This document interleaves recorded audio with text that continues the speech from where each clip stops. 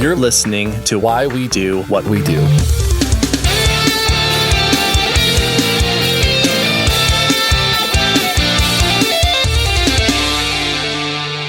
Welcome to Why We Do What We Do Mini.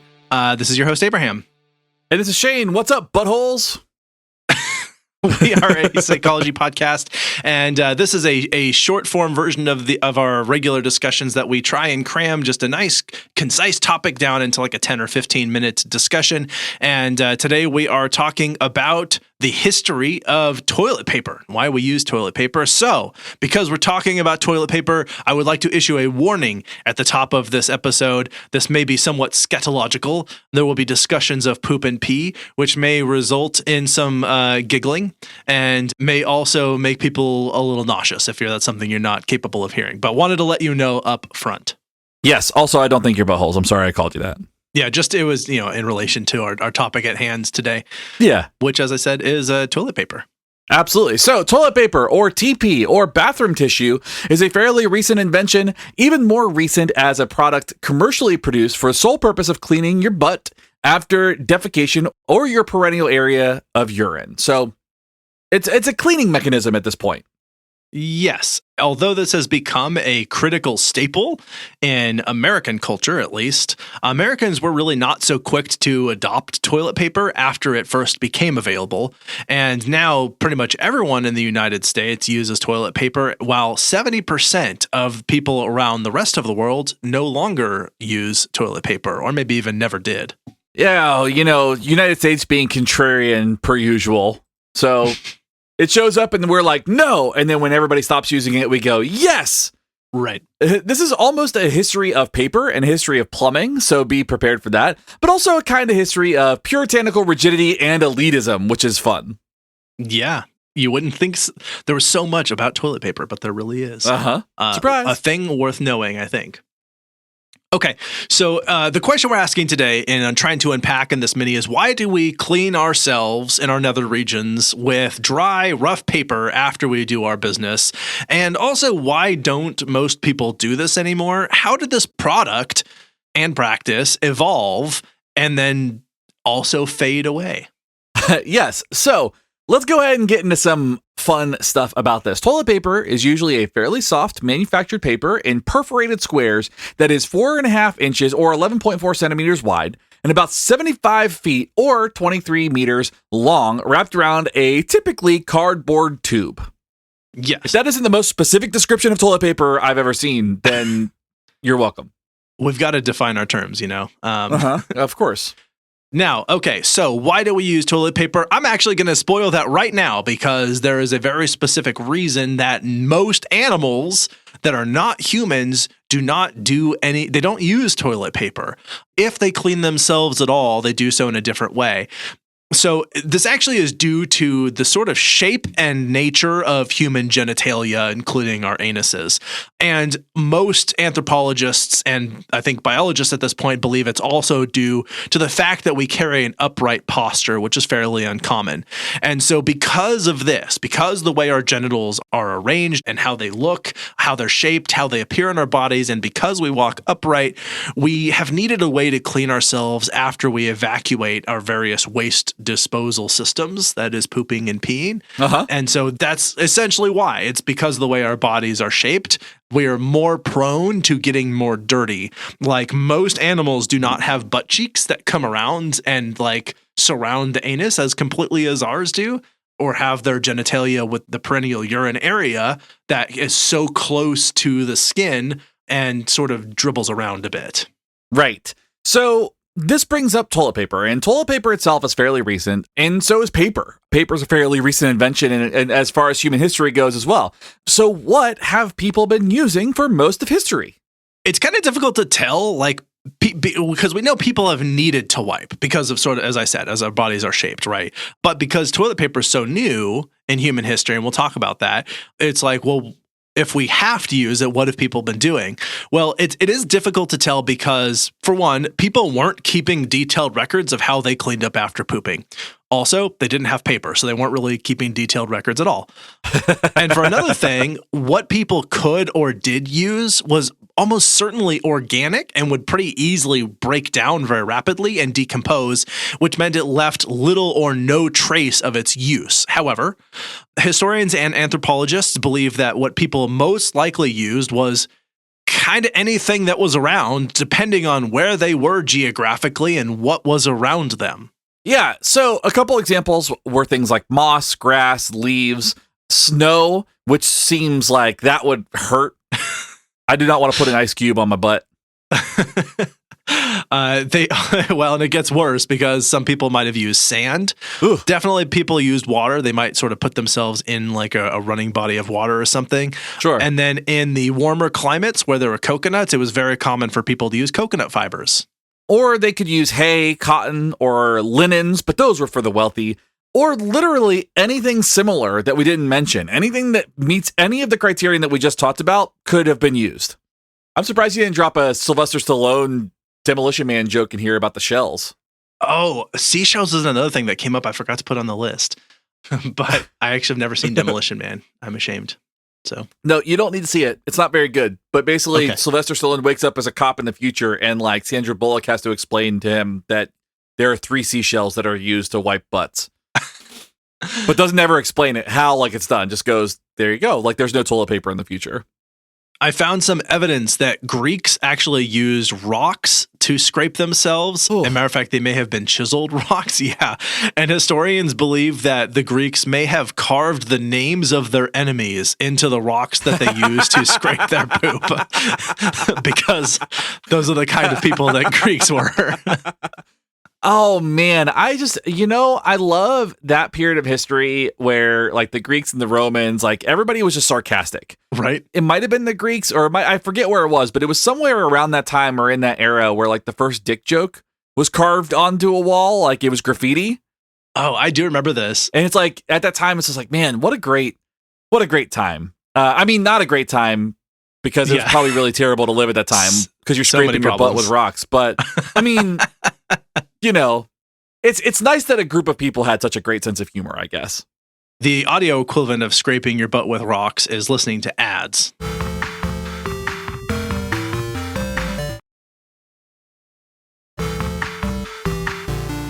So, as we said, these are the tools that people have been using to clean themselves. Now, this did, I guess you could say, evolve. It gets worse considerably for a while. It changed, so there's that. Ancient Romans used this sponge-like material. It was a sponge. They basically stuck it on the end of a long stick, and they called this a xylospongium, or maybe just xylospongum. And as we've talked about in the past, the Romans would have these large open public toilets. It was basically a room with 10 to 20 people who would sit down and do their business and sort of talk with each other while they were doing their business in these restrooms. And they would use these xylospongiums to wipe themselves after they had finished doing their business. Then after they were done, they would rinse it in a solution of water, salt, and vinegar, and leave that very same sponge for the next person to come in. And that means that when you came in there, you were using the same sponge that 1,000 people had used before you. Now, if you were very wealthy, you might have your own personal xylospongium, but most people did not. The overwhelming majority of people were sharing their xylospongiums. Yeah, and as you're thinking about that, you're probably going, well, that's gross. And if it sounds dangerously unhygienic, it likely was, and it likely contributed to a lot of disease spread. So you are not wrong in thinking or believing that was probably problematic. Indeed. Looking at how much we have to talk about already, I think I need to pick up the pace a little bit. So let's burn through these. Monarchs in England had a special appointed position called the groom of the stool. There was a sort of equivalent for queens, but this was mostly for kings. And this was someone who helped the royalty in their toilet time activities. Now, they may have helped with wiping. It seems like they probably didn't, but we don't know for sure. But they were at least responsible for ensuring that the royalty person had linen or cotton for wiping themselves afterward. And although this sounds like a horrible job that no one would want, it was actually a fairly coveted position, as the groom of the stool would have a lot of like private time with the royalty, and they might be able to both hear their thoughts as well as give them ideas. So people might actually pay the groom of the stool to try and coax the royalty towards some position they wanted them to take on something. Sure. And so that was a fairly lucrative position to have. Oh, and interesting, this practice of groom of the stool lasted for more than 500 years, ending as recently as 1901. It's barely been more than a century since this position ended. Think about that for a second. 1901, and then just a few years later, World War I was happening. Yeah, that is how recently they had attendants with them in the bathroom. Wow, what a time. Human beings, so interesting. So in America, people mostly use discarded corn cobs to do their wiping, at least initially. And then the Chinese invented paper during the Han Dynasty in 105 CE. However, paper was made by hand and was very expensive, so it was probably not put on rolls. Right. It wasn't on rolls. And because it was so expensive, the emperor was using paper to clean himself. And so what he ordered specifically was a 3x5 foot, which is 91 centimeters by 152 centimeters sheet to wipe and clean himself. So he had this like pillowcase size, larger than that, actually, like almost a blanket sized piece of paper to wipe himself.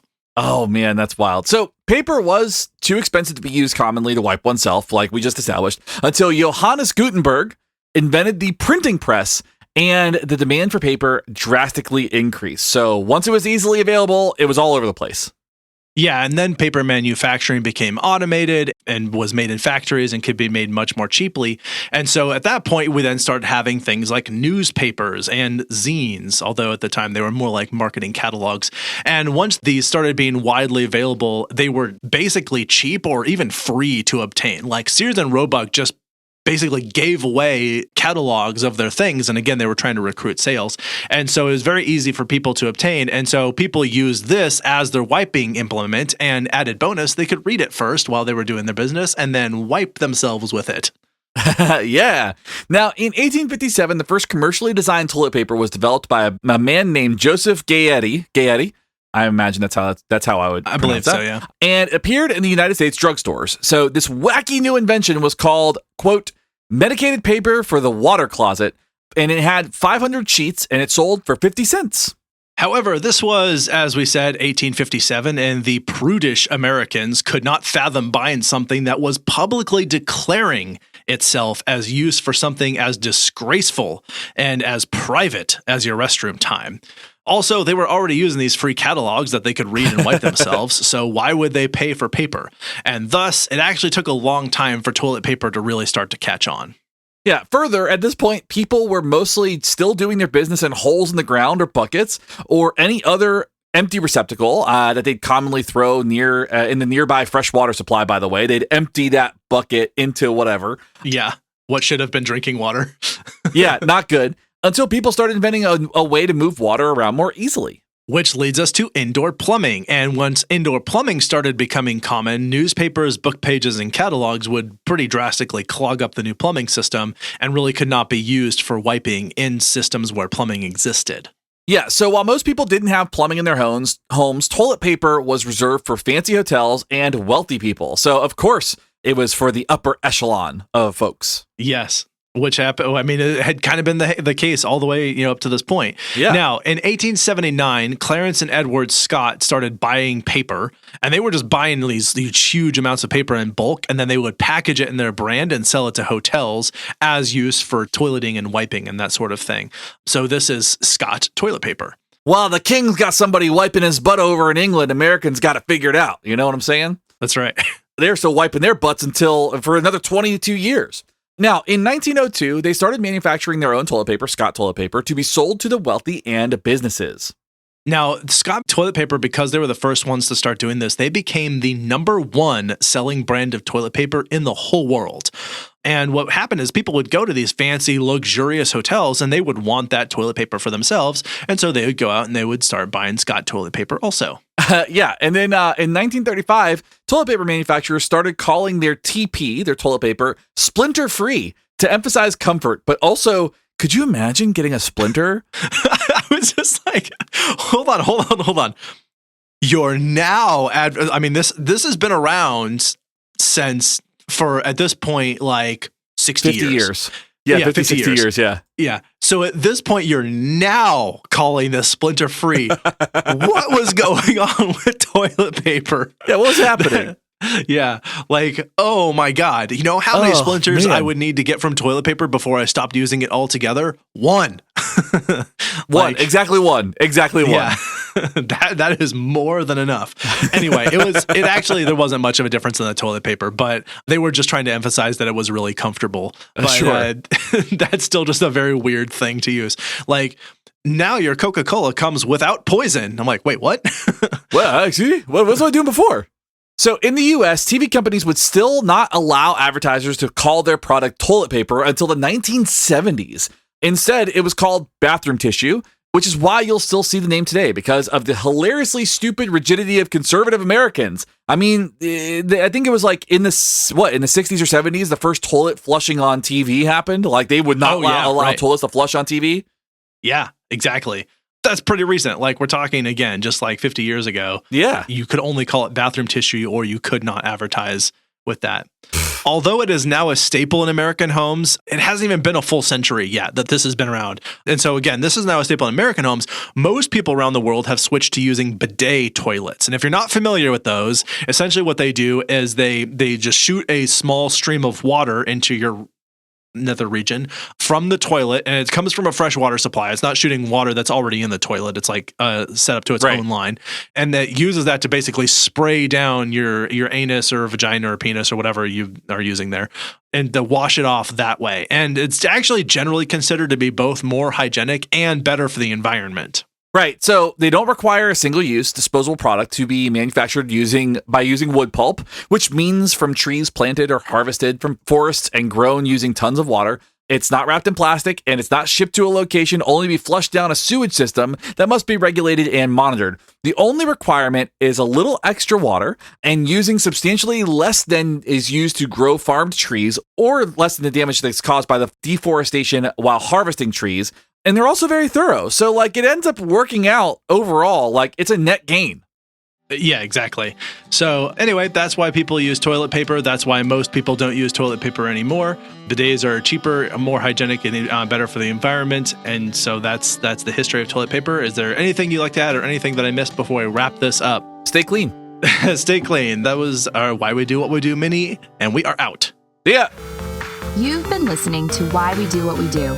You can learn more about this and other episodes by going to www.wwdpodcast.com. Thanks for listening, and we hope you have an awesome day.